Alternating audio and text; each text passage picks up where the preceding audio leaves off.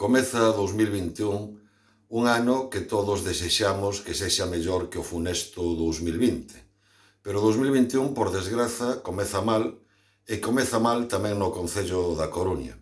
Comeza sen uns novos orzamentos, pola decisión do goberno local de prorrogar os orzamentos de 2020. Comeza sen que se tivesen aprobados modificativos de crédito necesarios, tendo en conta esta decisión do goberno local, porque se non se fan estes modificativos de crédito, o investimento en 2021 vai ser inferior que en 2020, van recortarse tamén políticas sociais, precisamente nun contexto no que é máis importante que nunca reforzar as políticas sociais e reforzar o investimento.